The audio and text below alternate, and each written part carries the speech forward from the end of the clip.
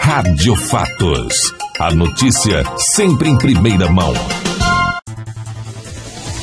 Rádio Fatos. As principais notícias do dia em seu rádio.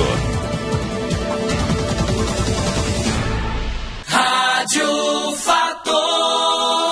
Em seu comentário de hoje, Alamar Regis faz um convite aos aposentados e pensionistas, principalmente os idosos, para que deem um jeito de ir à urna no próximo domingo, a fim de exercer o seu direito de votar. Mas afinal, por que esse convite especial assim, hein, Alamar? O idoso, a partir de uma certa idade, não tem mais obrigação de votar? De fato, Geraldo, o idoso não tem obrigação de votar. Mas é importante que todos eles saibam que podem votar sim, caso queiram. Estamos diante de uma das eleições mais apertadas da história do país e qualquer voto a mais neste domingo vai fazer a diferença. Por que eu convido os idosos, aposentados e pensionistas a irem votar? Porque durante anos eles nunca foram prioridade em nosso país por causa da seguinte conclusão que os políticos chegam. Os idosos são minoria. Por outro lado, muitos deles não têm disposição mais para votar. E por isto, a quantidade de votos que vem deles é desprezível e não faz nenhum efeito na eleição. A gente não precisa esquentar a cabeça com eles, não. Por conta disto, fazem o que querem com os idosos. Ninguém não está nem aí para eles. Inclusive, os reajustes das suas aposentadorias todos os anos são em índices sempre inferiores aos do salário mínimo, de maneira que a cada ano que passa eles ganham cada vez menos. O idoso que se dane no Brasil. Então, por conta disto, peço a você que tem um idoso em casa, mesmo que tenha certa dificuldade de locomoção, faça um esforço e leve-o no seu carro para exercer o seu direito do voto no próximo domingo.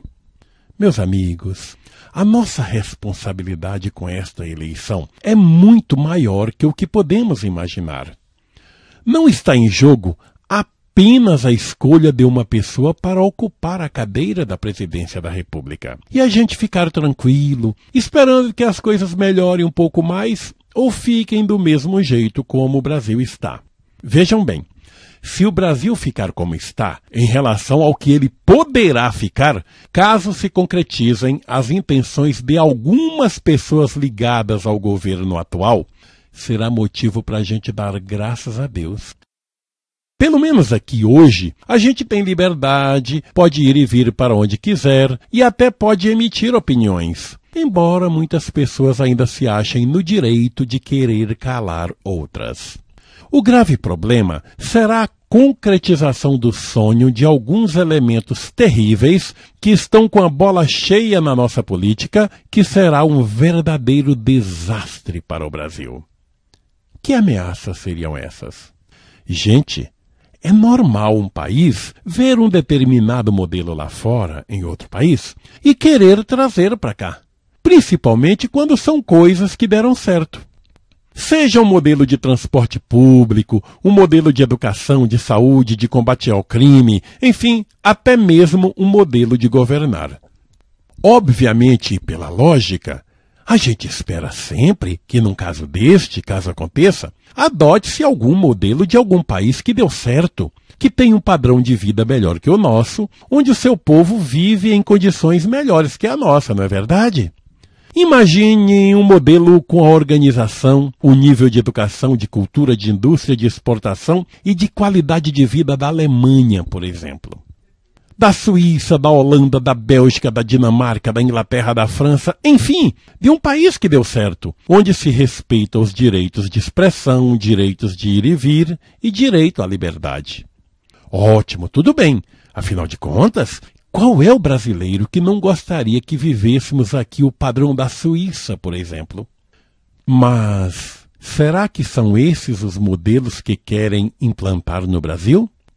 Não, gente. Infelizmente não.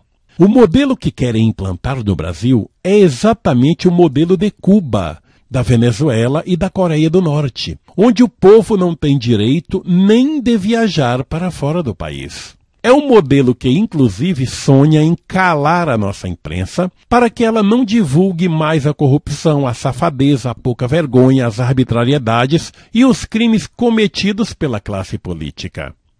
Isto não é coisa boba. É de uma gravidade enorme para o nosso país. Milhões de brasileiros não sabem o que é isto. Não estão nem aí, porque são desinformados e não sabem a desgraça que isto pode representar para todos nós. Por este motivo, respeitando o direito de escolha de cada um, compete a você, meu amigo ouvinte, orientar as pessoas que estão perto de você acerca do que isto significa em uma nação. Educar e informar não é só um dever do poder público, não. É uma obrigação cívica de todos nós. Façamos a nossa parte. E por aqui termina a edição do Jornal Rádio Fatos desta quarta-feira. O nosso muito obrigado a todos pela audiência. Tenham um ótimo dia. Estaremos de volta amanhã, neste mesmo horário, para deixar você bem informado. Até mais. Agora você está bem informado. O Jornal Rádio Fatos volta amanhã com as principais notícias do dia. Obrigado pela sua audiência e até lá.